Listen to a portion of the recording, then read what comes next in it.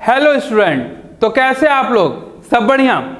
मैं अमित सर फिर से आप लोग का स्वागत करता हूं हमारे और आपके चैनल E2E क्लासेस में। जैसे कि आप लोग जानते हैं, हमारा जो लेक्चर चल रहा है वो माइनर सीरीज को लेकर के चल रहा है। जैसे BBM KU के जो मेजर पेपर, कोई अगर फिजिक्स रखे होंगे, कोई मैथ्स रखे होंगे, कोई जूलॉजी, कोई बॉटनी, कोई बहुत सारे सब्जेक्ट रखे होंगे, उनका जो माइनर पेपर होंगे वो केमिस्ट्री अगर होंगे, तो इन्हीं पे हम लेक्चर लेकर के आए हैं। जो इस लेक्चर का नाम है माइनर पेपर स्पेशल पेपर के लिए बोला जा रहा है। तो माइनर पेपर के जो आज का टॉपिक है मॉलिक्यूलर ऑर्बिटल थ्योरी, जिसको MOT से भी जाना जाता है। तो चलिए चलते हैं MOT के बारे में, कैसे क्या होता है।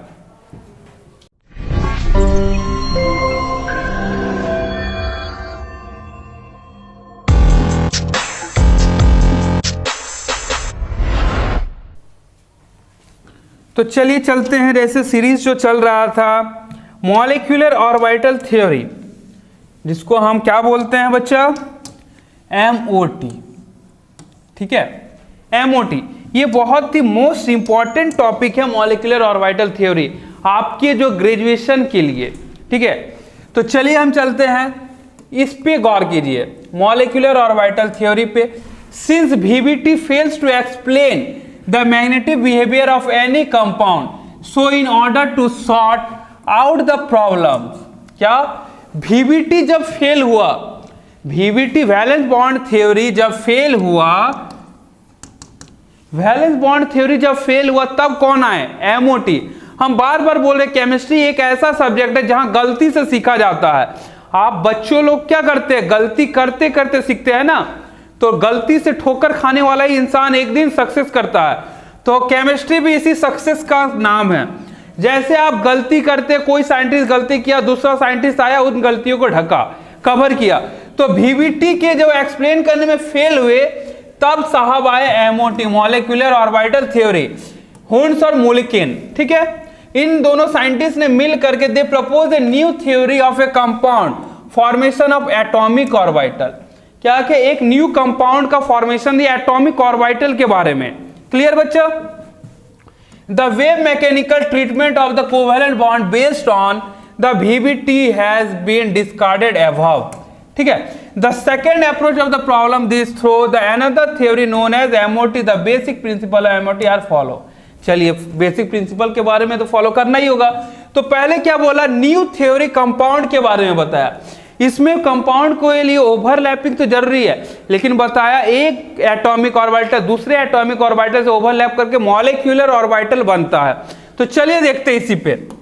When nuclei of two atoms come closer to each other, their atomic orbital interact leading to the formation of molecular orbital.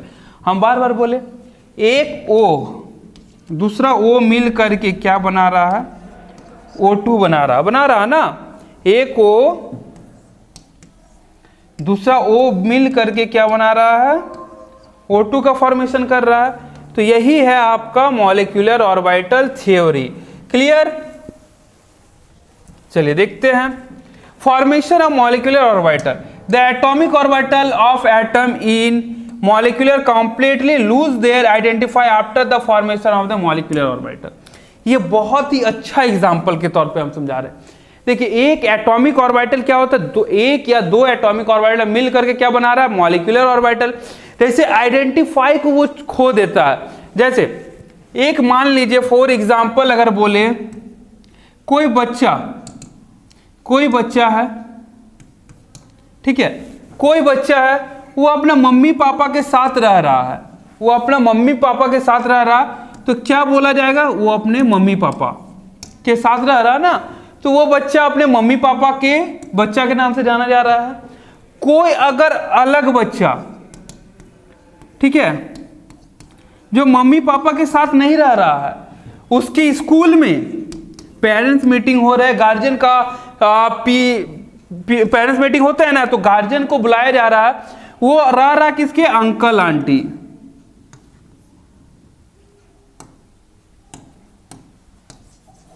किसके साथ रह रहा है? Uncle aunty. ठीक है, अंकल आंटी के साथ रह रहा है। अगर रह रहा है तो क्या, कौन जा रहा है उनके साथ? कौन जा रहा है? अंकल। कौन आ रहा है बच्चों? Uncle aunty. जैसे कौन आ रहा है?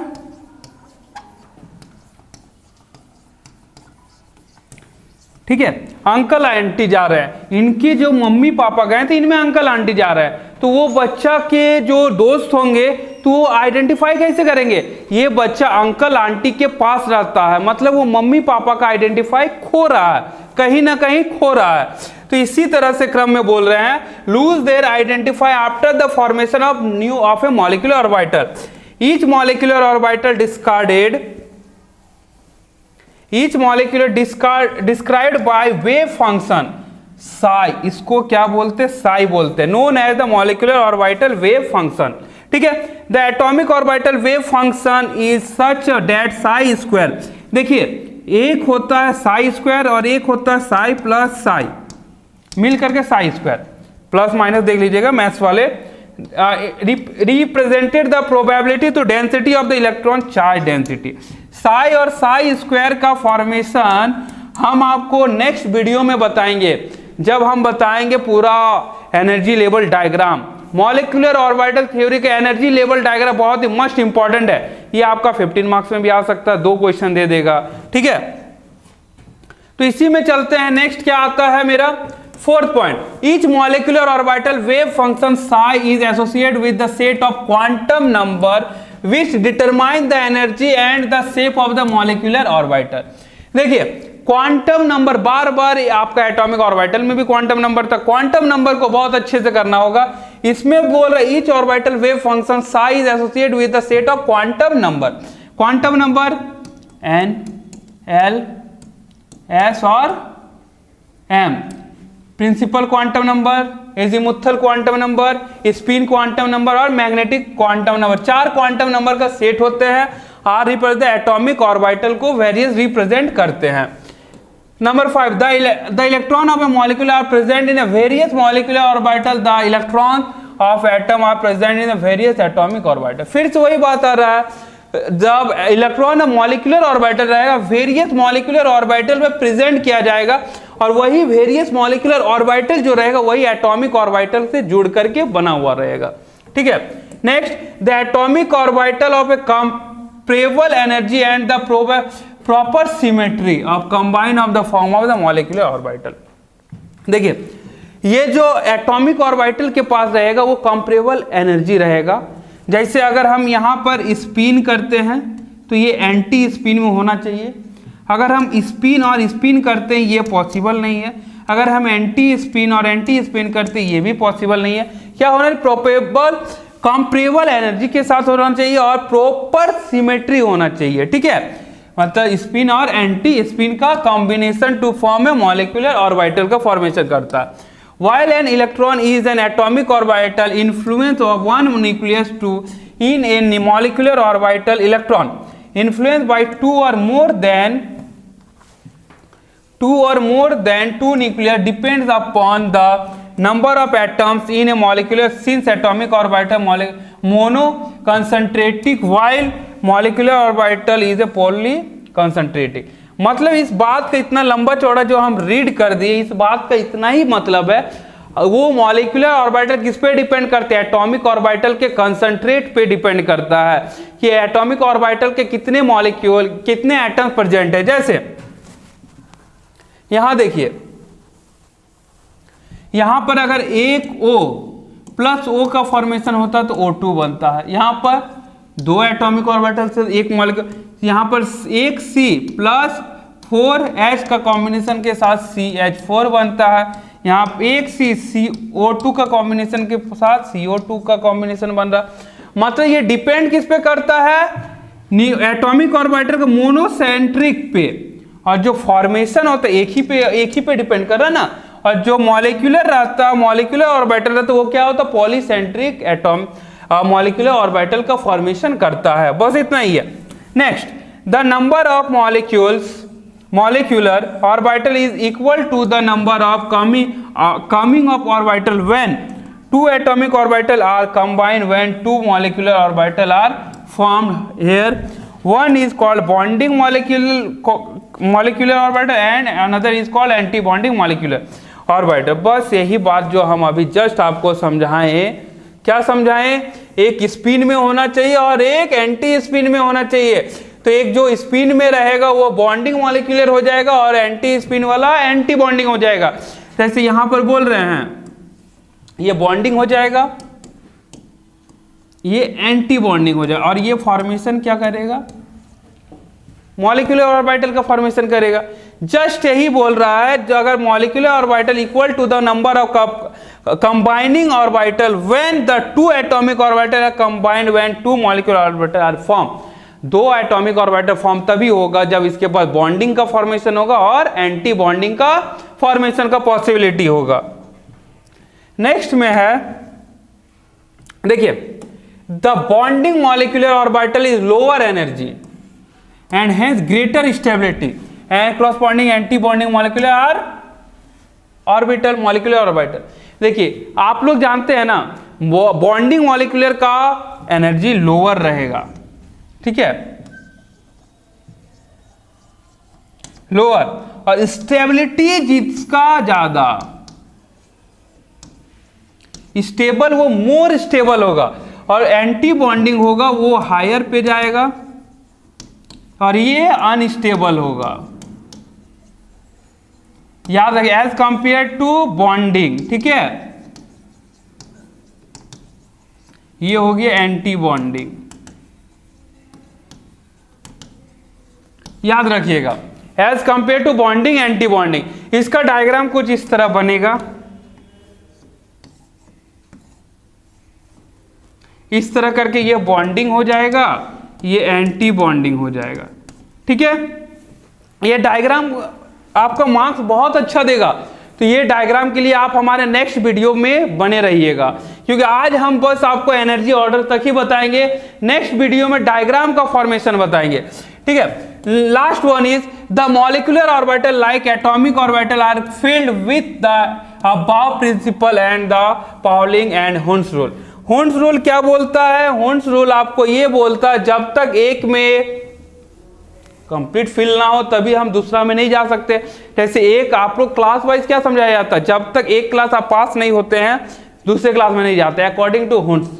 आपको जंप करने का पॉसिबिलिटी नहीं है, तो बस यही बोलता है जब तक हम बॉन्डिंग में ना भरे, अगर ये बोले ये बॉन्डिंग में अगर फुल ना हो मेरा 2 इलेक्ट्रॉन, तब तक हम एंटी बॉन्डिंग में नहीं जा सकते या ऐसे नहीं कर सकते हैं, ठीक है। देखिए ऐसे नहीं कर सकते, ये रॉन्ग हो जाएगा मेरा, हमको ऐसे करना होगा। जब तक हम बॉन्डिंग इलेक्ट्रॉन फुल ना करें तब तक हम एंटी बॉन्डिंग में नहीं जा सकते हैं। क्लियर।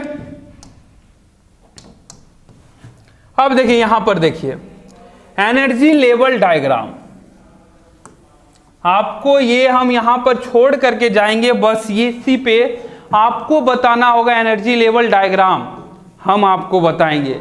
O2 का बताएंगे, F2 का बताएंगे, Cn का बताएंगे, अब B2 का बताएंगे। इतना आपका एनर्जी लेवल डायग्राम का यहाँ क्लासेस होगी, तो हमारे वीडियो के साथ आप बने रहिएगा।